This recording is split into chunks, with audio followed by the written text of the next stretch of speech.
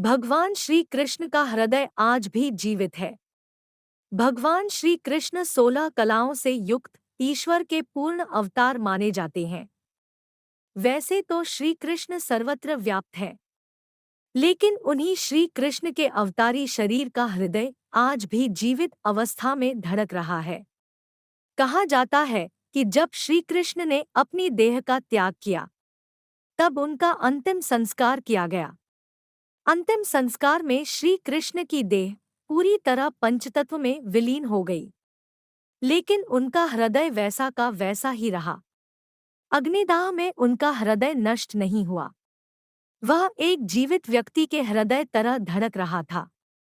कहा जाता है कि श्री कृष्ण की मृत्यु बाद ज़ारा सवर नामक एक आदिवासी शिकारी ने उनके शरीर का अंतिम संस्कार किया, लेकिन श्री कृष्ण का हृदय नहीं जला।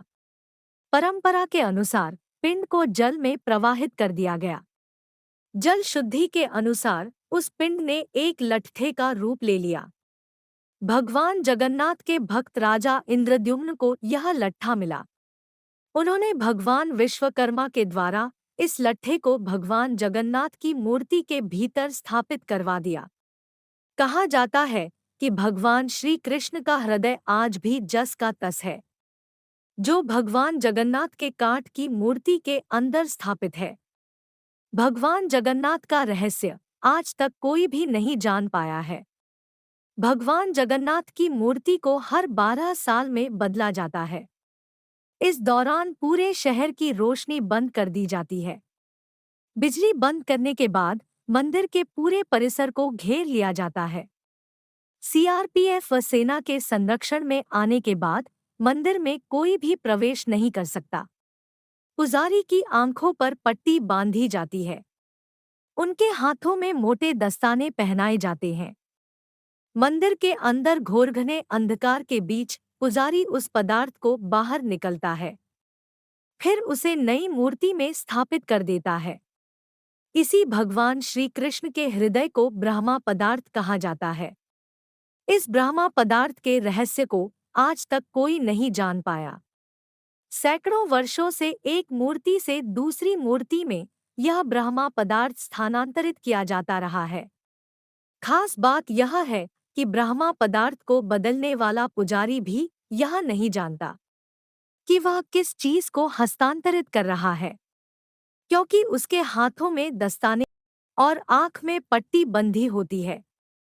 हालांकि ब्रह्मा पदार्थ को बदलने वाले पुजारी यह जरूर कहते हैं कि वह जिस पदार्थ को बदलते हैं वह किसी खरगोश के जैसे उछलता है। आज जो पुरी के मंदिर के विषय में आश्चर्यजनक बातें सुनते हैं, यह उसी ब्रह्मा पदार्थ का ही चमत्कार है। उसके चमत्कारों की व्याख्या अनंत है। जगन्नाथपुरी के मंदिर की गुंबद के ऊपर सुदर्शन चक्र लगा है। ऐसा कहा जाता है कि पुरी में आप कहीं पर भी खड़े हो, हर जगह से मंदिर के शीर्ष पर लगे सुदर्शन चक्र को आप देख सकते हैं। इस चक्र की बनावट इतनी अद्भुत है कि आपको किसी भी दिशा से देखने पर लगता है कि सुदर्शन चक्र आपके सामने ही है, यानी यह हमेशा सामने ही दिखाई देता है। इसे नीलचक्र भी कहा जाता है। यह अष्ट धातु से बना है। इसे बेहद पवित्र माना जाता है। जगन्नाथपुरी मंदिर में 500 रसोइये अपने 300 सहयोगियों के साथ मिलकर भगवान जगन्नाथ जी का प्रसाद बनाते हैं। लगभग 20 लाख भक्त यहाँ भोजन कर सकते हैं।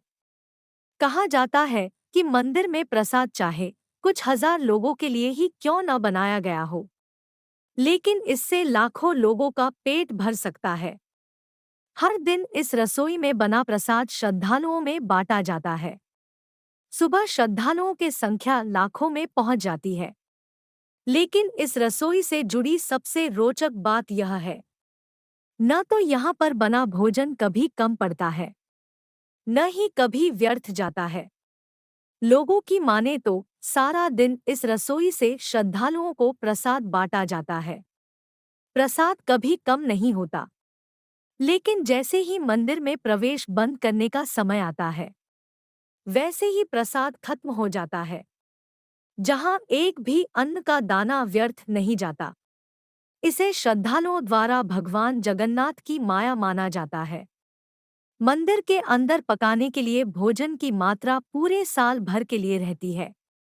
इसके साथ ही किसी भी चीज की एक भी मात्रा व्यर्थ नहीं जाती। मंदिर की रसोई में प्रसाद पकाने के लिए 7 बर्तन एक दूसरे के ऊपर रखे जाते हैं। सब कुछ लकड़ी के ऊपर ही पकाया जाता है। इस प्रक्रिया का सबसे बड़ा रहस्य यह है कि सबसे ऊपर वाले बर्तन का प्रसाद सबसे पहले बनता है, जबकि नीचे वाले बर्तन का प्रसाद आखिरी में तैयार होता है। जगन्नाथपुरी के मंदिर की गुंबद के ऊपर सुदर्शन चक्र लगा है।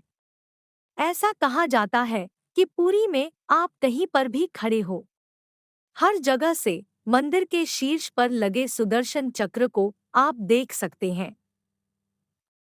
इस चक्र की बनावट इतनी अद्भुत है कि आपको किसी भी दिशा से देखने पर लगता है कि सुदर्शन चक्र आपके सामने ही है, यानी यह हमेशा सामने ही दिखाई देता है। इसे नीलचक्र भी कहा जाता है। यह अष्ट धातु से बना है। इसे बेहद पवित्र माना जाता है। दोस्तों, वीडियो कैसी लगी कमेंट में ज़रूर बताएं। साथ ही वीडियो को लाइक शेयर ज़रूर करें। अगर चैनल पर नए हो तो चैनल को सब्सक्राइब ज़रूर करें।